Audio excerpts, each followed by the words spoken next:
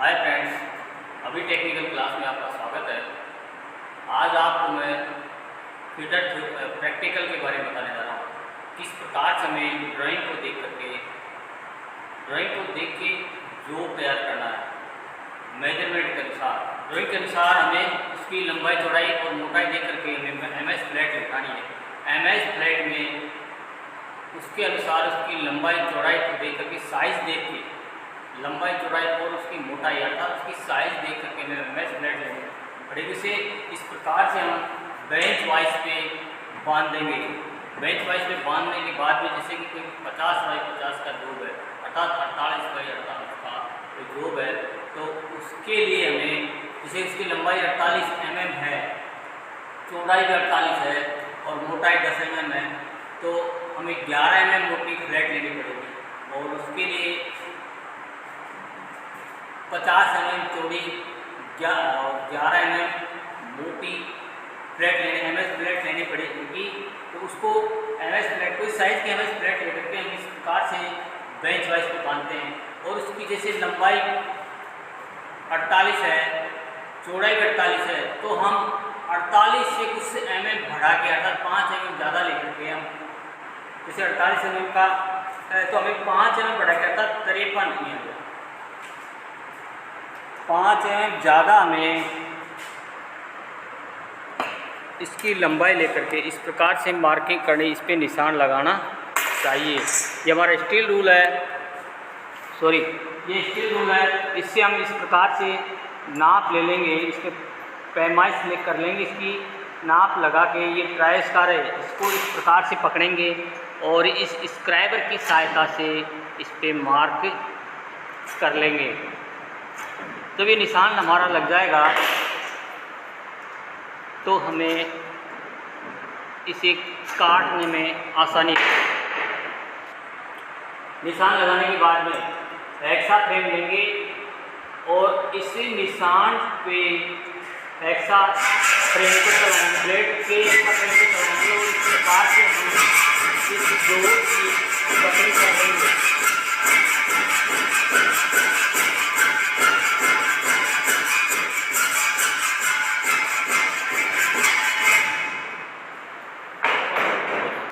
Cutting करने के बाद में हम इस जो को इससे हमारी MS फ्लैट को यहाँ से हटा देंगे।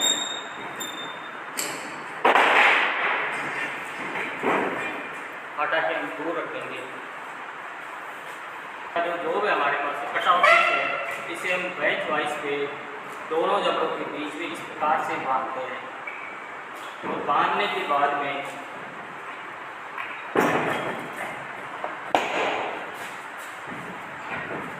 पास्टर्ड फाइल से फाइलिंग करते हैं। फाइलिंग करते हैं।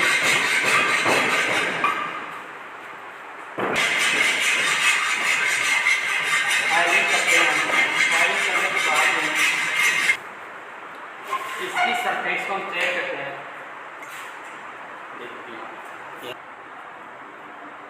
इस प्रकार से हम ट्राई स्क्वायर को इसकी सरफेस पे रख करके इस प्रकार से चेक करते हैं। तो देखो हमें इसके बीच में ट्राई स्क्वायर के ब्लेड और सरफेस के बीच में कोई स्थान नहीं दिखाई दे रहा, तो इसका मतलब हमारी सरफेस सही है। इतना सरफेस बनाने के बाद में हम इसकी एक साइड को 2 साइड तैयार करते हैं हम 90 डिग्री के कोण पे।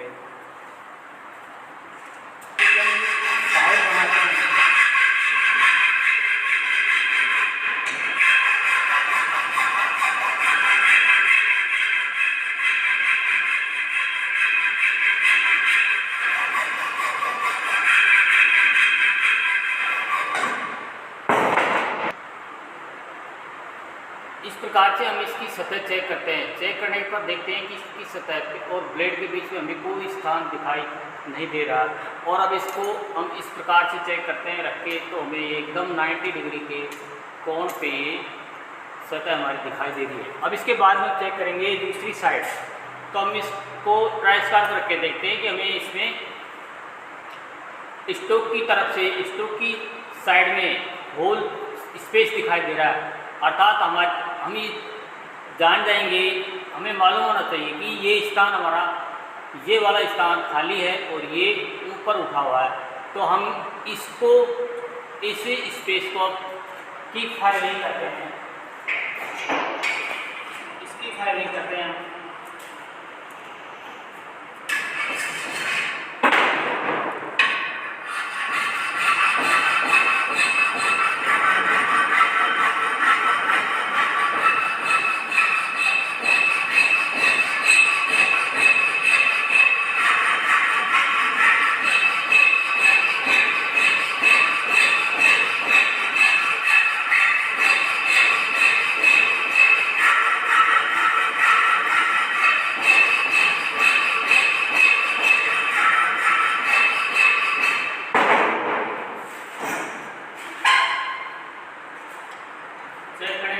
फाइलिंग करने के बाद में दोबारा से चेक करते हैं तो हमें ये भी कुछ कमी नज़र आ रही है इसमें।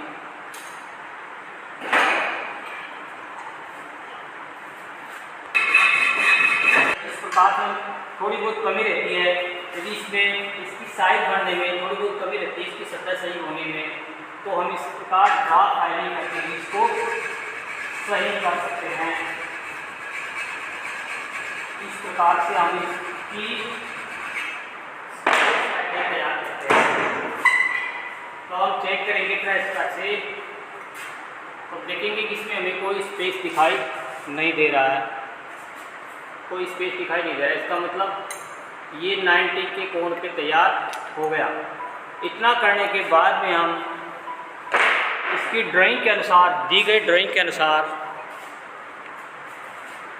मार्किंग करते हैं और पंचिंग करते हैं। तो आइए हम इस पे आप मार्किंग करने की तैयारी करते हैं। इस पे हम इसकी इस सतह पे चौक लगाते हैं, गीला करके चौक लगाते हैं और इसको थोड़ी देर के लिए सूखने देते हैं। सतह पे मार्किंग के लिए हमें लेपिंग विधि, दोस्तों इसे हम थोड़ी देर के लिए सूखने के लिए रखते हैं, इसे धूप पे रख देते हैं। इसकी मार्किंग के लिए हमें कौन कौन से इक्विपमेंट की आवश्यकता पड़ेगी, तो देखिए जो इसकी लंबाई दे रखी है 48 mm और इसकी चौड़ाई दे रखी है 48 mm, अर्थात 48 mm लंबाई है, 48 इसकी चौड़ाई है। तो इसके लिए हमें एक जॉब काटना पड़ेगा। हमें जॉब तैयार करके हमें ये 50 बाई 50 का पीस है, इसकी लंबाई 50 mm है और चौड़ाई 50 mm है। हमें इसकी ज़रूरत है 48 बाई 48 का इसको तैयार करना है। तो इसको कैसे करेंगे तैयार, तो सबसे पहले इसके लिए हमें ड्राइंग के अनुसार वर्नियर हाइट गेज चाहिए। ये वर्नियर हाइट गेज है, ये इसका मेन स्केल है, ये इसका स्क्राइबर बना हुआ है और इसका ये स्क्राइबर जबड़ा है। ये इसको ऊपर नीचे हम चलाते हैं और इस प्रकार से हम इस पे ये जो इसके अंक दे रखे हैं, वी ब्लॉक, ये हमारा वी ब्लॉक है, वी आकार का बना हुआ है। इसको जॉब को सहारा देने के लिए रखा जाता है। इस प्रकार से हम इसको जॉब को इसका सहारा देते हैं।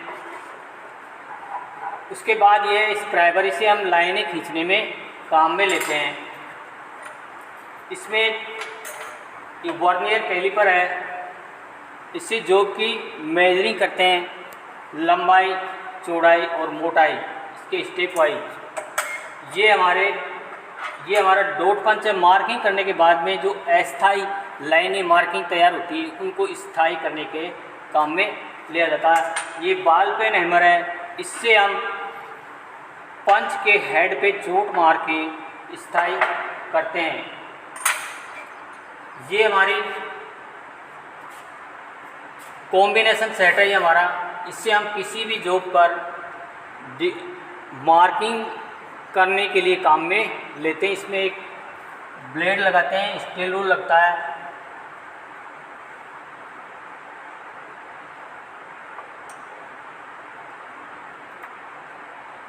ये कॉम्बिनेशन सेट का स्क्वायर हेड है, इससे हम 45 डिग्री और 90 डिग्री के कोण पे मार्किंग करते हैं। और ये हमारा प्रोटेक्टर हेड है, इससे भी मार्किंग करने में काम में लाते हैं। ये सारे मार्किंग टूल है। तो आइए दोस्तों हम इसी जॉब पर दी हुई ड्राइंग के अनुसार मार्किंग और पंचिंग करते हैं। इनको हम यहाँ से हटा देते हैं।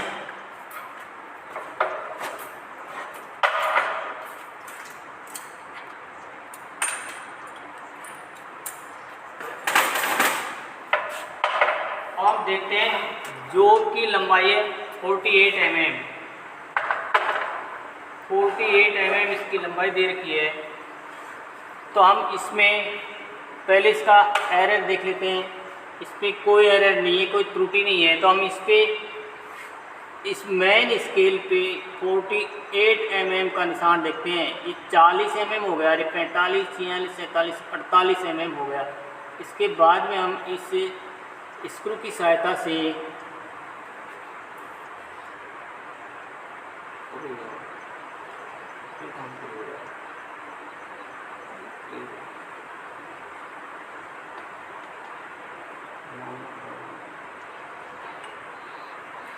.48 की नाप लेकर के हम इस स्क्राइबर को इस जॉब की सरफेस पे चलाते हैं। ये इसकी लंबाई तैयार होगी आगे हमारे। अब इसको जो हमने इसको स्क्वायर में इसमें तैयार किया है उस सतह पे रख देते हैं। और फिर इसको 48 mm की नाप पे इस पर हम लाइन खींचते हैं। जब ये हमारा स्क्वायर हो गया, 48 लंबाई होगी, 48 इसकी चौड़ाई होगी। अब इसके बाद हम देखते हैं कि इस पर स्ट्रेप बनी हुई है, इस पर स्टेप बनी हुई है। तो ये यहाँ से यहाँ तक की 12 है, यहाँ से यहाँ तक 12 है, यहाँ से यहाँ तक 12 है और ये भी 12 है, अर्थात 12 तो 48 होगी। और ये भी इसकी लंबाई 12 mm, ये भी 12 mm, ये भी 12 mm और ये भी 12 mm। तो अब इसमें सबसे पहले हम 12 mm की नाप लेते हैं। ये 12 mm की नाप लेते हैं।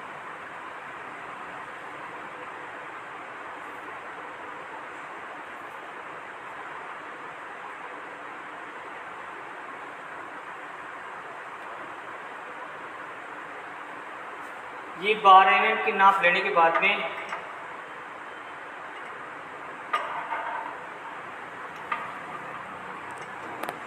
एक लाइन हम यहाँ पे खींचते हैं और दूसरी लाइन हम इसको दूसरी तरफ से रख करके यहाँ पे खींचते हैं। 2 लाइनें खींचने के बाद में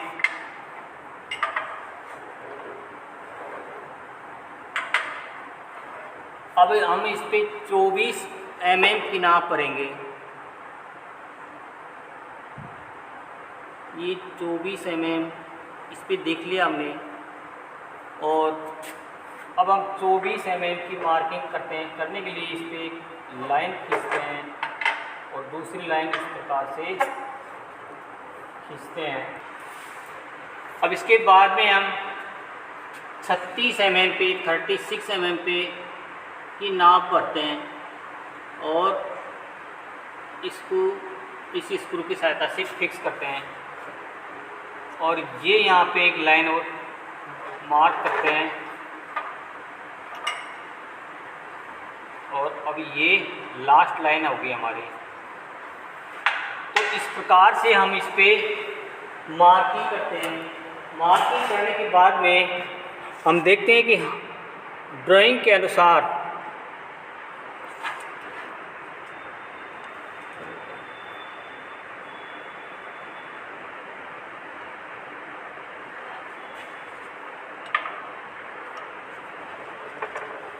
पंच करना हमें एक यहाँ पे पहले स्थाई कर लेते हैं हम इनको। ये यहाँ पे और यहाँ पे और यहाँ पे और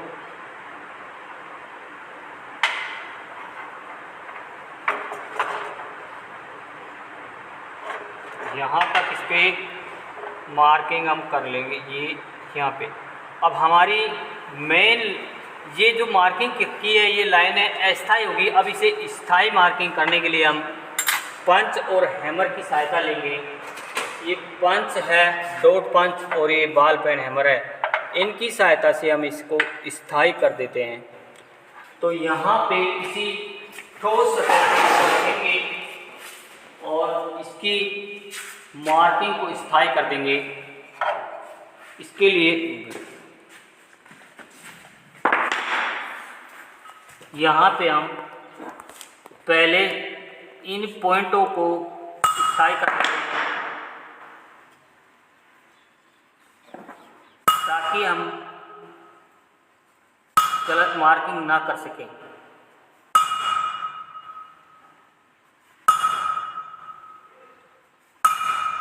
और लास्ट ये, अब हम इसको स्थायी कर देते हैं।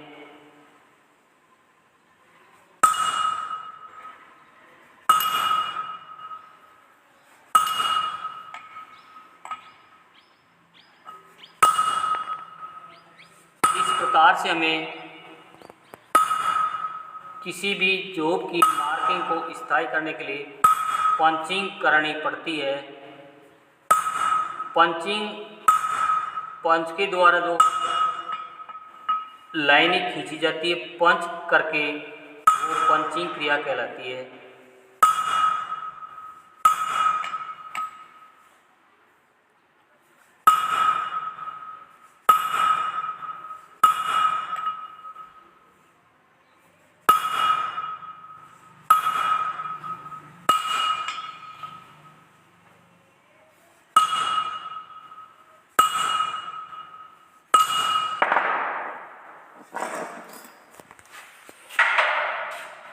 जो हमने लेपिंग की थी उसे हटा देते हैं। इस चौक को किसी कपड़े कागज से रगड़ के